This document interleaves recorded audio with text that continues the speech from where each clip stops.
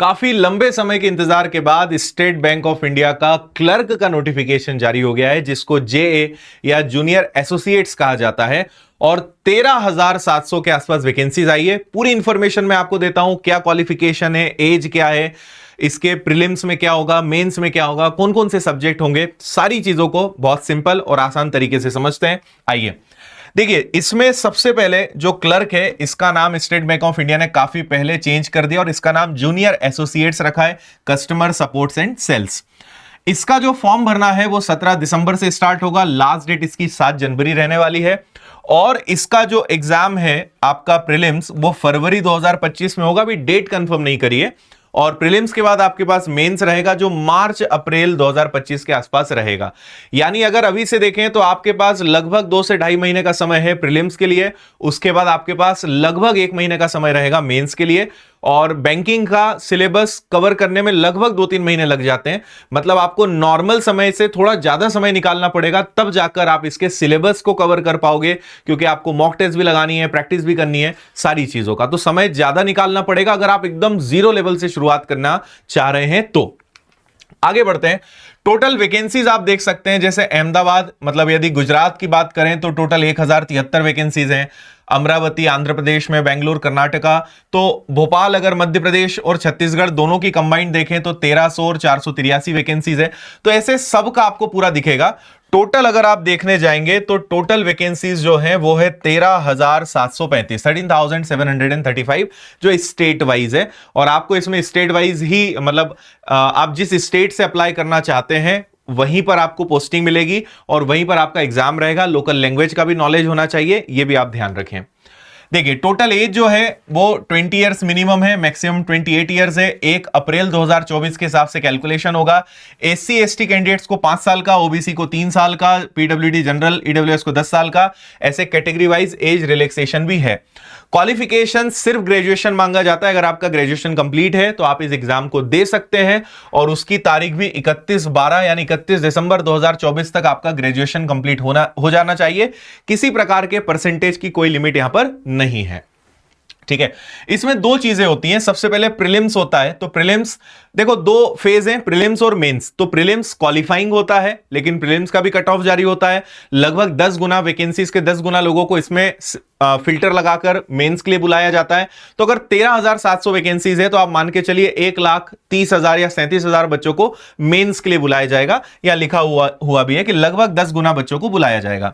तो इसमें इंग्लिश आता है, मैथ्स आता है, रीजनिंग आता है। इंग्लिश के 30 सवाल, मैथ्स और रीजनिंग के 35 सवाल, टोटल 100 क्वेश्चंस रहेंगे, 100 मार्क्स रहेंगे, 1 घंटे का समय रहेगा। और 1/4 नेगेटिव मार्किंग रहेगी, जो बैंकिंग के सभी एग्जाम्स में रहती है। तो 1/4 1/4 0.25 की नेगेटिव मार्किंग है। समय इसमें बहुत, एक और समय में एक और खास बात है कि पूरा सेक्शनल टाइमर होता है। मतलब ऐसे नहीं कि आप 1 घंटे में किसी को भी मैनेज कर लो। ये आपको देते हैं कि भाई इंग्लिश के लिए आपको 20 मिनट मिलेंगे, मैथ्स के लिए 20 मिनट मिलेंगे और रीजनिंग के लिए भी 20 मिनट मिलेंगे। मतलब हर सब्जेक्ट के लिए आपको फिक्स 20 मिनट्स मिलेंगे। आप अपने हिसाब से ऐसे नहीं कर सकते कि चलो पहले मैथ्स लगा लेता हूं, मैथ्स को 25 मिनट में कर लूंगा, रीजनिंग को 15 मिनट में कर लूंगा। नहीं, सेक्शनल टाइमर रहेगा, उतने समय में आपको सब्जेक्ट को देना ही पड़ेगा। ये इसमें मेन बात है। इसके बाद आपको मेंस के लिए बुलाया जाता है, जिसमें भी सेक्शनल टाइमर होता है। टोटल 2 घंटे 40 मिनट, 190 क्वेश्चन और 200 नंबर का पेपर होता है। तो जनरल और फाइनेंशियल अवेयरनेस के 50 क्वेश्चंस रहते हैं, इंग्लिश के आपके 40 क्वेश्चंस हैं, मैथ्स के आपके और रीजनिंग के दोनों ही 50-50 क्वेश्चंस रहने वाले हैं। और इसमें भी 1/4 नेगेटिव मार्किंग आपकी रहेगी। और सेक्शनल टाइमर यहां पे आप देख सकते हो, यह रहने वाला है। इसके बाद सीधा डॉक्यूमेंट वेरिफिकेशन और ज्वाइनिंग। बैंकिंग अपने प्रोसीजर में, ज्वाइनिंग में, हर चीजों में बहुत फास्ट है। अगर आपकी पहले से बहुत अच्छी प्रिपरेशन है तो आप के मजे हैं इसमें। अगर आप अभी शुरू करना चाहते हैं तो एफर्ट ज्यादा लगाने पड़ेंगे, लेकिन आप फिर भी कवर कर सकते हो। लेकिन सबसे फास्ट, सबसे ट्रांसपेरेंट, सबसे साफ सुथरा अगर कोई पूरे रिक्रूटमेंट प्रोसेस को फॉलो करता है तो वो बैंकिंग सेक्टर है। तो आईबीपीएस हो चाहे एसबीआई हो, ये सब बहुत क्लीन और एकदम सटीक सिस्टम पर काम करते हैं और ज्वाइनिंग भी आपकी बहुत फास्ट होती है। अभी अगर बात करें तो लगभग इस समय state bank of India junior associates की जो सैलरी है, आप समवेयर 35, 40 से 45 तक भी एक्सपेक्ट कर सकते हो। 35 से 45 हजार तक भी, डिपेंड करता है आप किस शहर में है। टीयर मतलब ए सिटी में है, बी सिटी में है, सी है, तो वो डिपेंड करता है। लेकिन 35 से लगभग 45 हजार के आसपास की रेंज होती है और कुछ सुविधाएं भी आपको इसमें मिलती हैं। और जो मैंने आपसे कहा कि इसका जो प्रीलिम्स है वो क्वालिफाइंग है और मेंस जो है उसके आधार पे फाइनल मेरिट लिस्ट बनाई जाती है, वही चीज यहां पर लिखी हुई है। फॉर्म भरने की फीस अगर SC ST PWD के लिए बात करें तो कोई फीस नहीं है, और जनरल OBC EWS के लिए 750 की फीस है। स्टेट बैंक ऑफ इंडिया की वेबसाइट पे जाके आप इसके लिए अप्लाई कर सकते हैं।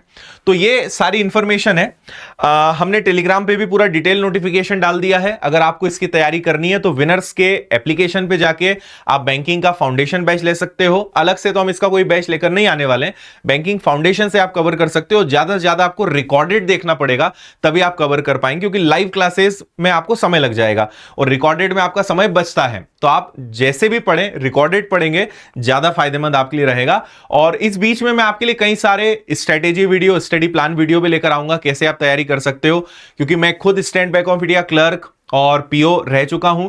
तो मैं अपना जो एक्सपीरियंस है, प्रिपरेशन का जो एक्सपीरियंस है, वो सब आपके साथ में शेयर करूंगा। तो आप जुड़े रहिएगा चैनल के साथ। और बाकी आप चाहें तो विनर्स के एप्लीकेशन से पढ़ाई कर सकते हैं, विनर्स पब्लिकेशन से आप किताबें भी घर बैठे ऑर्डर कर सकते हैं। सभी लिंक्स डिस्क्रिप्शन में और सभी प्लेटफॉर्म्स पे आप जुड़े रहें ताकि सभी इंफॉर्मेशन आप तक पहुंचती रहे। Thank you. जय हिंद।